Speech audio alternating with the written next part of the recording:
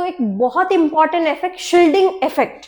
इस shielding effect की वजह से बहुत सारा साइज में गड़बड़ी आ जाती है, जो रेगुलर ट्रेंड है ना वो थोड़ा बिगड़ जाता है। तो शील्डिंग इफेक्ट क्या है, थोड़ा ध्यान से समझो।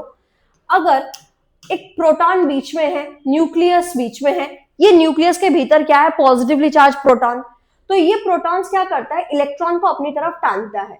तो इसकी वजह से इलेक्ट्रॉन इसके पास अट्रैक्टेड होते हैं, जिस भी ऑर्बिट में हो इलेक्ट्रॉन अपनी तरफ खींच रहे हैं। तो न्यूक्लियस के वजह से जो प्रोटॉन जो इलेक्ट्रॉन खींच रहे हैं उसकी वजह से क्या हो रहा है, साइज तो छोटे हो रहे हैं। तो इसको हम लोग बोलते हैं न्यूक्लियर चार्ज इफेक्ट।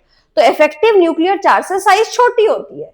लेकिन सिमिलरली अगर ये इलेक्ट्रॉन और यहां पे भी इलेक्ट्रॉन, तो इस इलेक्ट्रॉन, यहां वाले इलेक्ट्रॉन इस इलेक्ट्रॉन को रिपल करते हैं, इलेक्ट्रॉन इलेक्ट्रॉन को रिपल करना चाहते हैं, तो इलेक्ट्रॉन जब रिपल करते हैं तो इसकी वजह से साइज बड़ी होती है।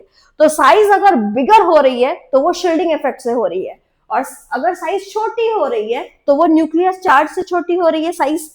अब शील्डिंग इफेक्ट दो टाइप का हो सकता है, या तो स्ट्रॉन्ग शील्ड हो सकता है या तो पुअर शील्ड हो सकता है। पुअर शील्डिंग का मतलब इसमें कुछ ऐसे इलेक्ट्रॉन बैठे हैं जो दूसरे को इजीली रिपल कर ही नहीं पा रहे हैं। अब पुअर शील्डिंग का मतलब हो गया, मान लो एफ ऑर्बिटल है, उनका खुद का ही शेप इतना डिफ्यूज, इतना कॉम्प्लेक्स शेप है कि उनके शेप में जो इलेक्ट्रॉन्स बैठे हैं वो ज्यादा दूसरों को रिपल कर ही नहीं पाते। तो एफ इलेक्ट्रॉन्स का पुअर शील्डिंग इफेक्ट है। तो पुअर शील्डिंग इफेक्ट के कारण क्या है, साइज जितना बड़ा होना चाहिए उतना बड़ा नहीं होके साइज छोटी ही रहती है।